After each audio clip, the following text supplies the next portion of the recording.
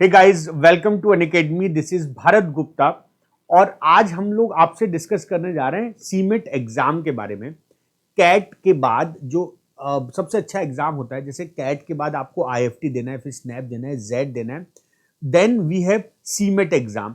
2019 2020 में cement exam January and में हुआ था, फेब तक उसका रिजल्ट आ गया, but due to covid condition और एनटीए पे बहुत प्रेशर है एग्जाम्स का। एनटीए वही एग्जाम बॉडी है जो आईआईटी के एग्जाम्स कराती है। तो एनटीए नेशनल टेस्टिंग एजेंसी ही वो एजेंसी है जो सीमेट का एग्जाम कराती है।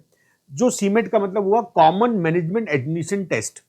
तो ये जो एग्जाम होता है जनवरी फेब में हो जाता है, बट लास्ट टाइम जो इस बार भी ये मई में हुआ था, तो ये थोड़ा सा वेरी कर जाता है एग्जाम। तो कैट के बाद आपके पास 3 से 4 महीने मिलते हैं इस एग्जाम की प्रिपरेशन के लिए। कोई ज्यादा बहुत बहुत हैवी आपको प्रिपरेशन नहीं करनी है। Paper beginner to moderate level होता है। आज के इस वीडियो में we will discuss all about CMAT exam, कैसा इसका पैटर्न होता है, कैसा लेवल डिफिकल्टी होता है, कब कब ये एग्जाम होगा, क्या इसकी डेडलाइंस होती है, क्या इसका कैलेंडर है, और इसमें इसके स्कोर में कितने स्कोर में क्या आपका परसेंटाइल आएगा, और इसमें टॉप कॉलेज जो इस सीमेट के स्कोर को एक्सेप्ट करते हैं। वैसे तो बहुत सारे कॉलेजेस हैं, an number of colleges CMAT का स्कोर एक्सेप्ट करते हैं, बट कुछ टॉप कॉलेजेस के बारे में बताऊंगा और आपको क्या क्या करना है इस एग्जाम को क्लियर करने के लिए, राइट। तो सीमेट को जब हम बात करते हैं तो दिस इज कंडक्टिंग बॉडी है नेशनल टेस्टिंग एजेंसी, ठीक है। इसको कंडक्टिंग बॉडी है नेशनल टेस्टिंग एजेंसी, जो कि आप जानते हो एनटीए है। और ये जो एग्जाम होते हैं ये आईआईटी भी कराती है। एनटीए जो है वो आईआईटी के एग्जाम भी कंडक्ट कराती है, जेई मेंस और जेई एडवांस के एग्जाम भी कंडक्ट कराती है। कंप्यूटर बेस्ड टेस्ट होता है, अनलाइक कुछ एग्जाम्स होते हैं जो इंटरनेट बेस्ड टेस्ट होते हैं, this is computer based test होता है। 180 मिनट 3 आवर्स का टेस्ट होता है, 100 मिनट। अब इस 100 जो क्वेश्चंस होते हैं, इसमें 5 सेक्शन होते हैं, 20 क्वेश्चन के 5 सेक्शन होते हैं।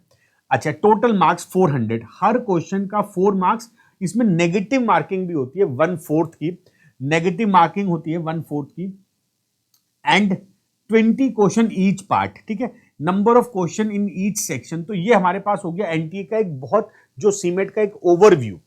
याद रखना लेवल थोड़ा लो लेवल आता है, moderate, beginner to moderate level होता है। अनलाइक कैट हो गया, जेड हो गया, आईएफटी हो गया, इनका पेपर का लेवल थोड़ा लॉजिकल हाई होता है, मॉडरेट टू डिफिकल्ट होता है। But CMAT compare to SNAP ये सब आसान पेपर होते हैं। तो जिनका मैथ्स वीक है they can go for CMAT. बहुत अच्छे कॉलेजेस सीमेट का स्कोर लेते हैं, ठीक है। अभी हम इसमें देखते हैं कि आगे इसमें आपके लिए और क्या क्या है। तो सीमेट में आपके पास हो गया। नाउ एग्जाम के बारे में देख लेते हैं। एग्जाम में 5 सेक्शंस होते हैं, quantitative, techniques and data interpretation. अब जो ये क्वांटिटिव वाला पार्ट होता है, इसमें 5 क्वेश्चन आते हैं डीआई के। अब डीआई में मैं अभी आपको डिटेल सिलेबस ही बताऊंगा। 5 क्वेश्चन डीआई में जनरली टेबल और पाई चार्ट आता है। जनरल जो क्वेश्चन टेबल और पाई चार्ट इजी क्वेश्चन होते हैं, बट जब आपके पास एग्जाम में प्रेशर होता है तो भी ये टफ लगते हैं क्वेश्चन, तो बहुत कोई डिफिकल्टी नहीं होगी इसमें।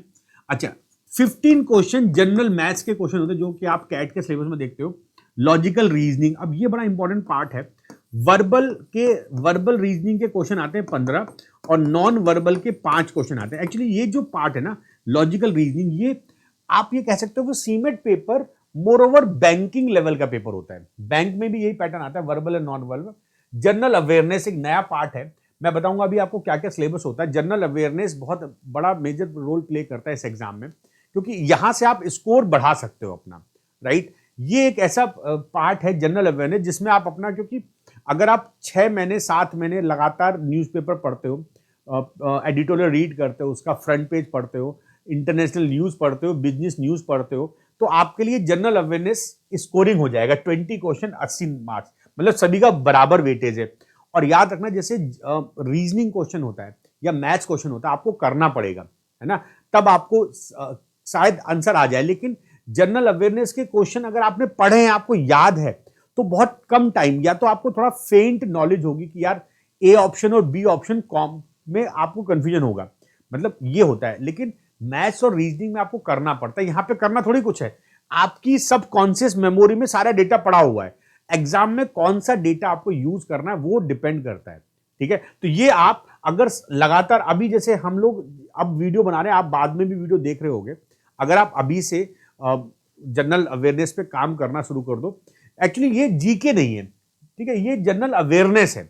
जनरल अवेयरनेस मतलब डे टू डे लाइफ में हो क्या रहा है, मतलब आपको न्यूज़पेपर पढ़ना है, न्यूज़पेपर में भी 4 पेज याद रखना। जनरल अवेयरनेस इंप्रूव करने से अगर आप न्यूज़पेपर पढ़ोगे ना, आप फ्रंट पेज पढ़ो एक तो, ठीक है, एक बिजनेस न्यूज पढ़ो, एडिटोरियल पढ़ो और स्पोर्ट्स न्यूज पढ़ो, इससे आपको जनरल अवेयरनेस इंप्रूव हो जाएगा, राइट। और ये जनरल अवेयरनेस आपको पर्सनल इंटरव्यू में भी काम आने वाला। तो ये हो गया आपका third section. Then language comprehension. CMAT में लैंग्वेज में अनलाइक कैट में बहुत ज्यादा आरसी आता है, इसमें आरसी का एक सेट होता है जिसमें कि 4 क्वेश्चन होते हैं। उसके अलावा इसमें 16 क्वेश्चन वीए के पार्ट होते हैं, मैं बताऊंगा अभी, डिटेल में डिस्कस करूंगा। एंड नेक्स्ट होता है इनोवेशन एंड एंटरप्रेन्योरशिप। ये भी बड़ा मजेदार चीज है कि ये एक नया है, ये केवल इसी एग्जाम में आता है।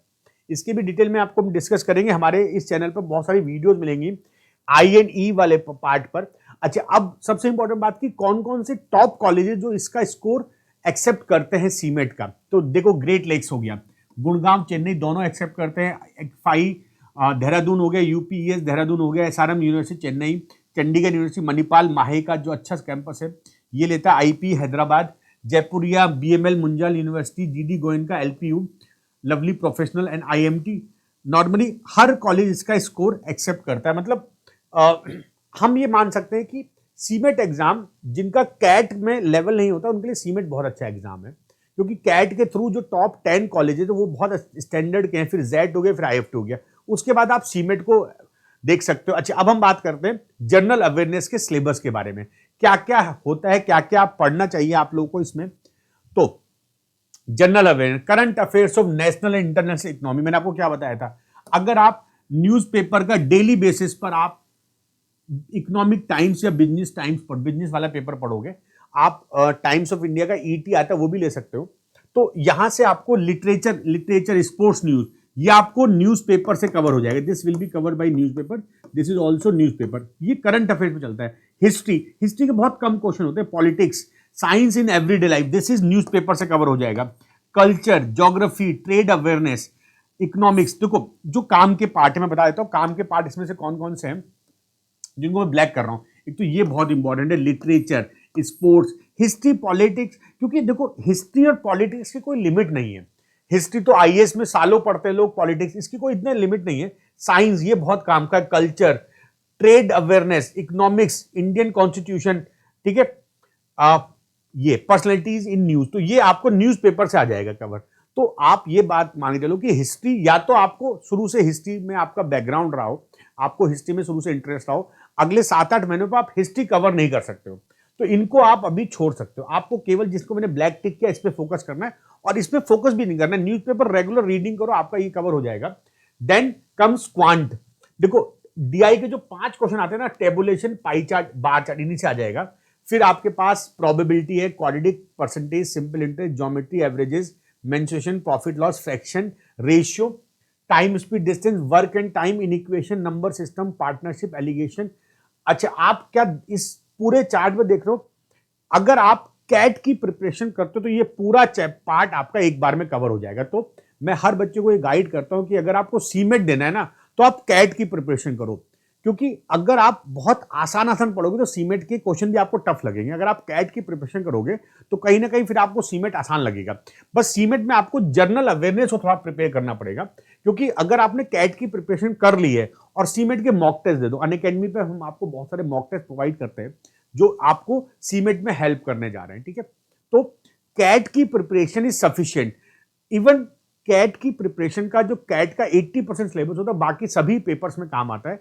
कुछ 20% जैसे जेट में आपका डिसीजन मेकिंग अलग हो गया, सीमेट में आपका जनरल अवेयरनेस अलग हो गया। अब आते हैं लैंग्वेज में। लैंग्वेज में इसमें सिनोनिम एंटोनिम आता है, वर्ड पावर वाले क्वेश्चन आते हैं, रीडिंग कंप्रीहेंशन के 4 क्वेश्चन आते हैं, तो जो बचे 16 question, sentence improvement, English usage error, find error वाले क्वेश्चन होते हैं, इंग्लिश ग्रामर पे क्वेश्चन आते हैं, पैराग्राफ कंप्लीशन आता है, ईडियम एंड फ्रेजेज आता है, सेंटेंस करेक्शन आता है, one word substitution and jumble para. तो ये सारा वर्बल का सिलेबस होगा जो सीमेट एग्जाम में आपको हेल्प करेगा। अब ये सॉरी लैंग्वेज नहीं, ये लॉजिकल रीजनिंग है, ये ऑलमोस्ट सिलेबस कैट लेवल का, लेकिन क्वेश्चन का लेवल थोड़ा डाउन होता है। ये बैंकिंग सिलेबस को आप कह सकते हो रीजनिंग में। Blood relation, direction and distance, symbol based, statement, argument, linear arrangement, analogy, causes and effect, non verbal reasoning. Non verbal reasoning के 5 क्वेश्चन आपको मिलेंगे इसमें। सीक्वेंसिंग होगा, analytic reasoning, ranking test, coding, decoding, interference, inferences and matrix arrangement, number series, statement and conclusion, statement assumption. ये actually CAT में अब ये नहीं पढ़ाया जाता है, लेकिन हाँ कैट में बहुत कम आता है, लेकिन पढ़ाया तो जाता है। तो आप कैट की प्रिपरेशन करोगे तो ये भी आपका कवर हो जाएगा। But my advice for this part logical reasoning, आपको मॉक टेस्ट पे वर्क करना चाहिए और बैंकिंग की रीजनिंग आपको करनी चाहिए। और वैसे भी इस चैनल पर हमने बहुत सारी रीजनिंग की क्लासेस लिए, मैंने खुद लिए सीमेट की रीजनिंग क्लास, आप उनको देख सकते हो। अच्छा, एक बहुत इंपॉर्टेंट बात, जैसे कैट में ना सेक्शनल लिमिट होती है, इस एग्जाम में there is no sectional limit. आप कोई भी पार्ट कभी भी स्किप कर सकते हो। जैसे कैट में होता ना कि जैसे मैंने देखा है बच्चे जब कैट का एग्जाम देते हो 40 मिनट वर्बल के बाद 40 मिनट एलआरडी के बाद एकदम एग्जॉस्ट हो चुके होते हैं, क्वांट तक पहुंचते पहुंचते उनकी एनर्जी खत्म हो जाती है। बट ऐसा कुछ नहीं है यहाँ पर, आप पेपर में सेक्शन से स्किप कर सकते हो। और हर क्वेश्चन की negative marking of 1 mark for each incorrect. अगर आप इनकरेक्ट करते हो तो आपको 1 मार्क डिडक्ट होता है इस पेपर में। एंड आपको कोई भी स्टेशनरी नहीं ले जानी एग्जाम हॉल में, और कंप्यूटर बेस्ड टेस्ट होता है, आपको रफ शीट मिलेगी वहां से। अब हम आते हैं सबसे इंपॉर्टेंट बात, कितने स्कोर पे कितना परसेंटाइल आ जाएगा। तो देखो एनीथिंग अबव 290 295, अच्छा ये स्कोर गलत हो गया, देखो anything above 295 will fetch you 99.5, 305 out of 400। अगर आपका 305 स्कोर आता है, ये मैं लास्ट ईयर का डेटा बता रहा हूं, ठीक है, हर बार थोड़ा चेंज होता रहता है, लेकिन लास्ट ईयर डेटा ये था 305 पर आपके 99.5 आ गया था, और 295 पर you will get 99, 95 percentile 262 out of 400, 245 पर आपका 90 एंड 80 परसेंटाइल 215। देखो यार, अगर आप किसी भी एग्जाम के लिए जा रहे हो, मेरा ये मानना है कि अगर आप एमबीए करते हो तो गो फॉर गुड कॉलेज, और अच्छे कॉलेज में जाने के लिए आपको परसेंटाइल पे वर्क करना पड़ेगा, आपको एटलीस्ट 95 लाना पड़ेगा, ठीक है। क्योंकि देखो इंडिया में अगर हम 2000 की बात करें, 2005 की बात करें, तो लिमिटेड एमबीए कॉलेजेस थे, ठीक है। आईएम भी सिलेक्टेड थे, बहुत कम आईएम थे, बहुत जैसे जेड था, बहुत कम कॉलेजेस थे, गिनती में थे जिनको आप फिंगर टिप पे काउंट कर सकते हो। But right now there are several colleges, more than 2000-3000 MBA colleges हैं। आप मन बना लो कि आपको एमबीए करना है विदाउट गिविंग एनी एग्जाम, आप छोटा सा कोई एग्जाम दे दो आपको एमबीए मिल जाएगा, मैट दे दो। लेकिन यार इट इज वेरी इंपॉर्टेंट कि ये सुनने में बहुत अच्छा लगता है कि 80 परसेंटाइल पर आपको कॉलेज मिल जा रहा है, लेकिन जो कॉलेज 80% में मिलेगा उनका लेवल आप समझ सकते हो क्या होगा। तो इसका मतलब अगर आपको कोई अच्छा एग्जाम, अच्छा कॉलेज चाहिए तो आपको कोई भी एग्जाम दो, सीमेट, अगर आप सीमेट भी देते हो तो आप 305 तक टारगेट करो।